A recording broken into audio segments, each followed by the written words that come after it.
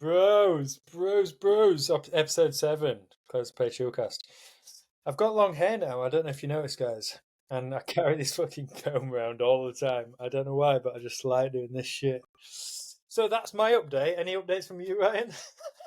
Not much. I'm wearing a hat. Can't see my hair, so. Bro, you fucking do me head in with that hat. You know why? Why? Because you don't put it on your head, bro. It's What do you like mean? perched on your head like a fucking birdhouse or something. You want to keep a little bird in there? I could. I don't know.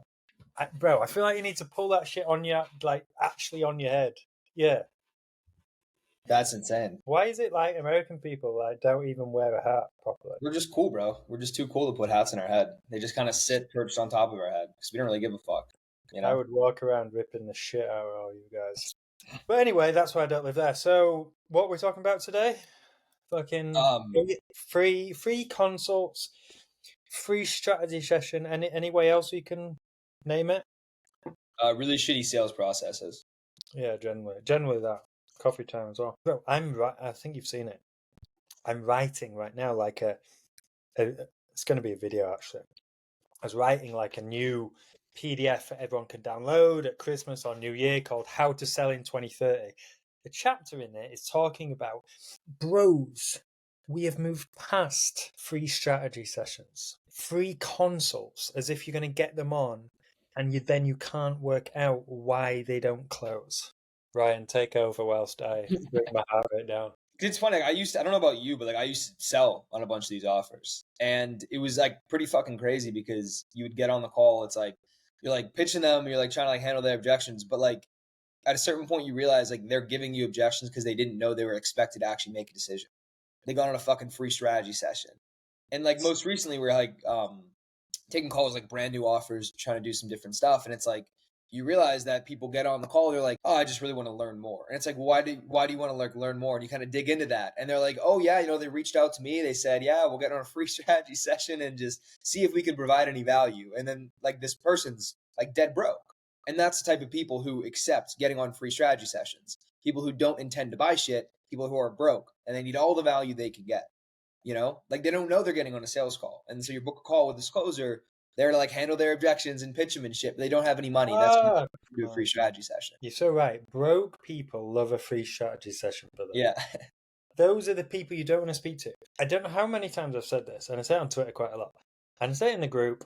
People love what's premium, what's exclusive, and what they have to qualify for. AKA, it's not easy to get, right? That's what brands do. Like, think of a fucking clothing brand, bro. It's literally the same fucking material as any of the clothing, but they make themselves premium and exclusive. That's why you want it. So your offer, you sell a coaching offer, you sell Facebook ads, you have to make yourself premium. Like, make it hard to get. If it's a free consult, aka we accept any motherfucker to go through our doors as long as they pay, then that's what you're going to get. We could end the fucking episode there, bro. Yeah, no, it is just funny because I feel like I almost like repeat myself. I had this, like I said, I had the same conversation like once or twice a week, and it's always closers kind of like not understanding like how that actually does affect everything else. Like it only gets to me like, oh, like why does this happen? Why does this happen? Why do I think this happens? And then you reverse engineer it to how the call is presented. And I think that the way in which I explain it is like the expectation is quite literally everything. If they get on the call for a free strategy session, that's what they're expecting. And so to get someone to pay you like $8,000 paid in full on a call, and they think they're getting on a free strategy session, I'm not saying it's not possible. Like I did it for almost like a year before, but it's a small number of people that actually do that. And then more times than not, it's just the begging and the convincing to get those people to pay live on a call. When I think you'd have a hell of a lot easier of a time of just saying that it's not a free strategy session, that it's actually kind of a sales call and see if it's a good fit to work together. And then you vet out all the people that don't have any fucking money and know what the call is about. And then you're only dealing with people that are a little bit more serious. And when they understand that it's a sales call, the decision makes sense. And just creating that dynamic for your sales call is going to make, your closer, if you're the closer, if you're the business owner, whoever's listening to this, their life a hell of a lot easier. They're not going to get burnt out begging, convincing people to, give them money who didn't really expect to in any capacity. There you go, folks. Sales 101. I swear it's more so like people will argue, well, we've done this before, we've been hella successful. Well, yeah. Also, the market moves on. The market becomes more savvy. Everyone's been on a sales call now. Yeah. Everyone fucking hates sales calls. I know I'm talking about being the prospect. Why do people like have a think about this? Why do people like my stuff? Why do people like my teaching my videos?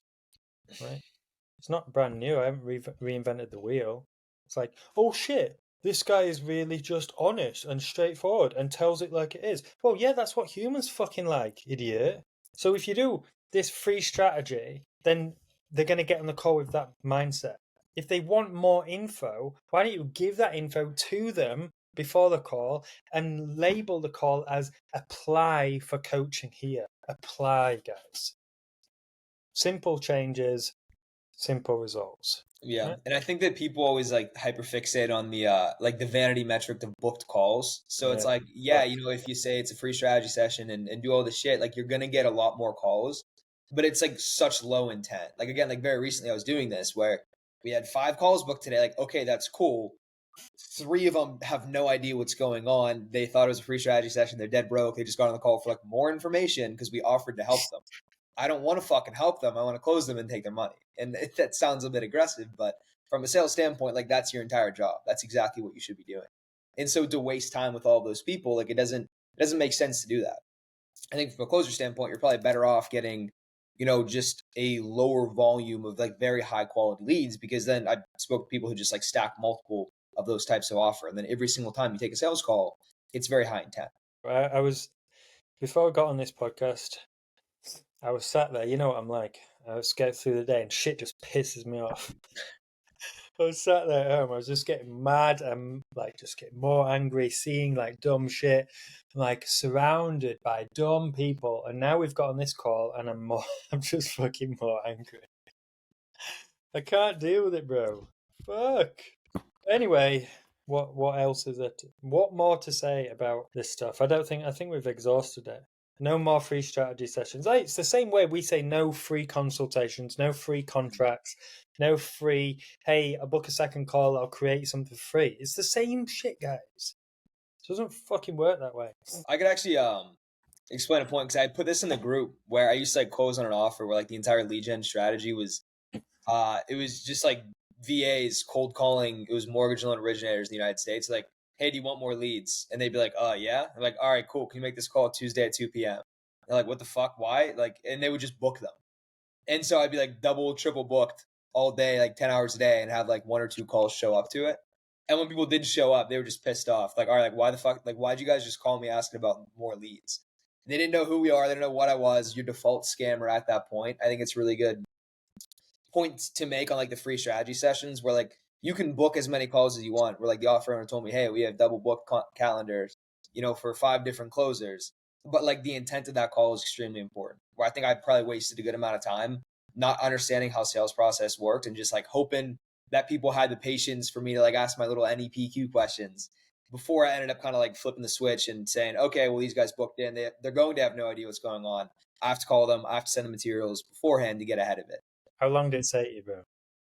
I was only on that offer for probably like 3-4 months. I would say like the first month was kind of like the hopeful, you know, optimism of like, oh, it was just a bad week. You know, it was bad 2 weeks. Like maybe things will turn around because I'm still closing deals. Like people show up to the calls. Like a lot of times they're willing to go through whether you like, you know, you're not a complete idiot. You can still close them. So I had a handful of sales, but it's like at a certain point you realize all the leads that are getting burned by that shitty sales process. Like this guy didn't know what was going on. Well, he would have known what was going on if I sent him information beforehand. So I think it's just a matter of getting reps. I would say it's probably like 3-4 weeks before I started more or less like implementing my own shit. But that's kind of why like I know where all those closers are, like the position that they're in when prospects don't understand why they're going on. And so like for me, I can listen to a call and like identify like 1 or 2 things they say at the start. And it's like that motherfucker does not know he's on a sales call. And then the call's pretty much over there. But how does it still happen nowadays? I don't get it. Like, still people I consult with who just book in for a call and I know they aren't, and it's like it's doing some stupid shit. Like the whole process is not in harmonization. That's the word.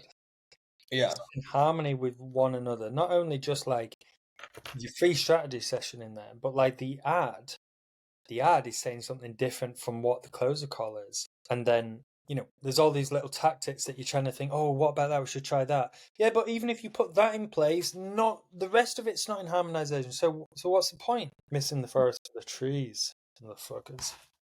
Yeah, 100%. I think just like having that consistent message, like both in terms of like explaining your offer to people, as well as like setting consistent expectations of what's going to happen next is like half the battle, honestly. Where it's like if you're setting people up with like faulty expectations on a sales call, it's like you're automatically just fighting an uphill battle.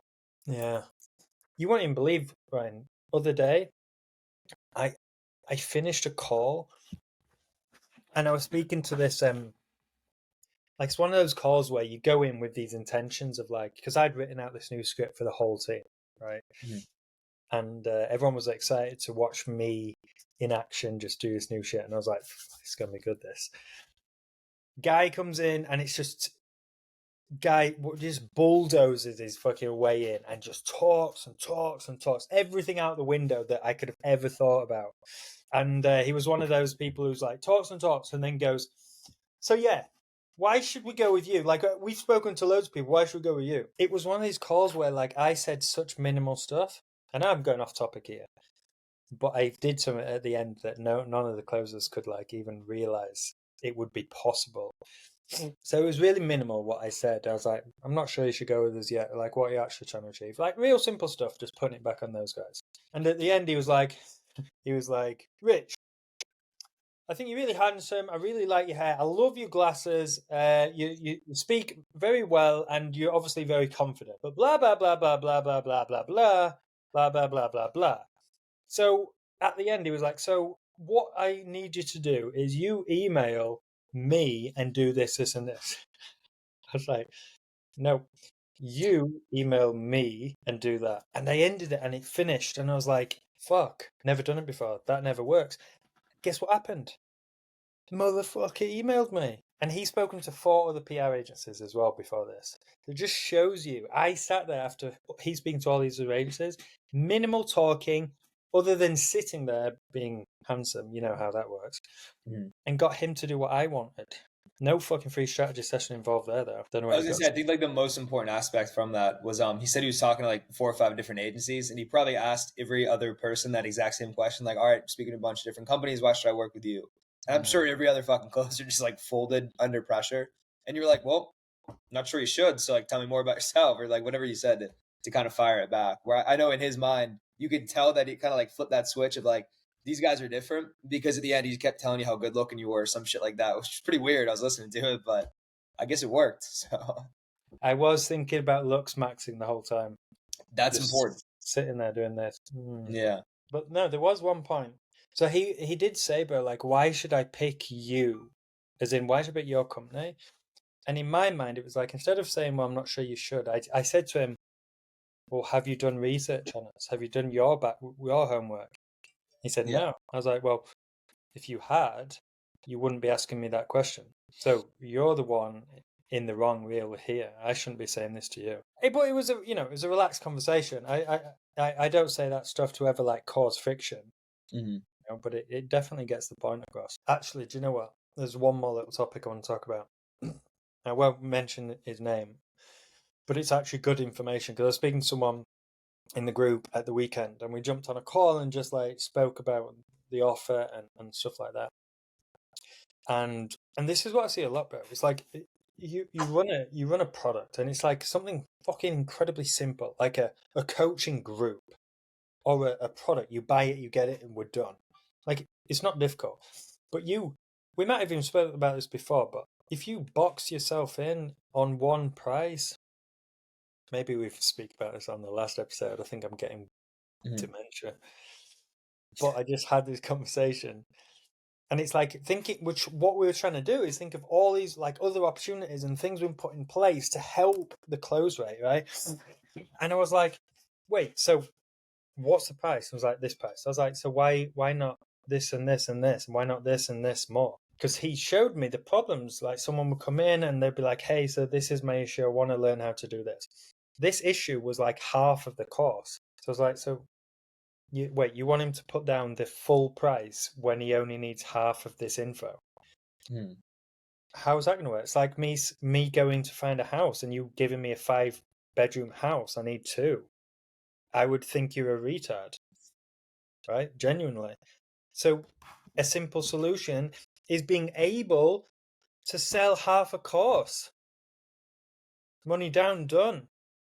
And then you get people who want the course and more. So you can do the course and one-to-one consults. Shit like that. And then it was like, oh, boom, light bulb. So that's another little topic, bro.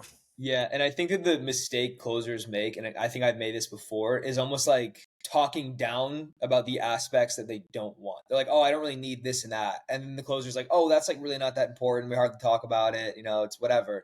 Because then they think that they're still paying for the entire thing, but like half of it kind of sucks. It's not important. Don't worry about it. And it doesn't make like the value seem equivalent to the price if you just start talking shit on your own offer. It's like when closers downsell to something, but when they downsell, they don't sell it as if like that's still going to get the goals. It's like, well, why don't we try this? Like, you can dip your toes in the water, Yeah, see how we work. Wait, why would Nice. someone pay $2,000 or $3 to see how you work and dip my toes in? That sounds like a really shit deal to me. Yeah. You know what I mean? Fuck that. Yeah, because I remember a lot of the downsells on like the PR offer. People be like, "Yeah, just kind of like break the ice, 5K a month, like real simple." And like no one wants to pay 5K a month to break the ice. I remember you always saying that. And so yeah, it's like it's a downsell to you, but like they're still spending money with you, so they still need it to be like actually valuable and actually sold on it. 5K, bro. Like, even if it's the bottom offer you have, like, yeah, just dip your feet in the water, see how we go. Like, fucking that sounds so bad, bro. But yeah, even this is on other offers as well. Like, sometimes just having a downsell as a really valuable downsell is a good option, but it has to be really valuable. Like, it has to be a good product. You can't just put a shit product for a lot less. It's really shit. They'll realize. Yeah. So instead of having a 9K offer, have a 5, a 7, a 9, a 12, a 15, and a 24. Why not? Like, and then show them all the options and have them advise where they go and let them pick. Yeah, like you still have to position it as like you're just solving a smaller problem as opposed to just like a shittier and shittier version of your own offer. Because I think that sometimes closers think about that on their downsell and you can almost like hear them. It's like, oh, well, you could just do this instead. It's only like 2K. And it's like, well, they're not going to be like, oh, it's only 2K. Cool, I'll take it. Oh yeah, sounds shit. I'll still buy it. Yeah. I've realized as well, it's not like I'm gonna make something like this as a template to show everyone. But I was on a call with one of our level up guys today. We were trying to work out like how to, if people know and watch the bridge concept video on YouTube, like you'll understand, but like how to implement that, like and what kind of product to put in place or whatever. Because what you don't want to do is like miss out on the people who are going to pay in full anyway. You want them to stay, and so but I was trying to tell him, you essentially go for the close as you normally do, and then you sense that hesitation, and you go, hey, so listen, I'm going to show you on my screen. I'm going to show you the next steps. There's 3 different options for you, and I'm happy for you to go with what you want, right? I've been implementing this on a few other offers as well. And it's like on the top, and it's 3 options, and they're clearly defined, right? And on one, like on the top end, it's got a green, like a green traffic light, and it says, hey, pay in full, this, and this is what you get, and you get onboarded. So they know that one. But the middle option, it's amber, and it has $250 off, $500 refundable deposit. You get this slide deck, you get a draft agreement, and you get a custom PDF detailing your timeline and what we think, and a second call. And then the other one on the bottom says second call booked. That's it. The realization happens if they're even close or thinking about this might be good for them. They have it in front of them as a choice. Oh, so if I pick that option, firstly they think, well, if I put that down, it's refundable. Secondly, they see that they get something clarity from it. Mm-hmm.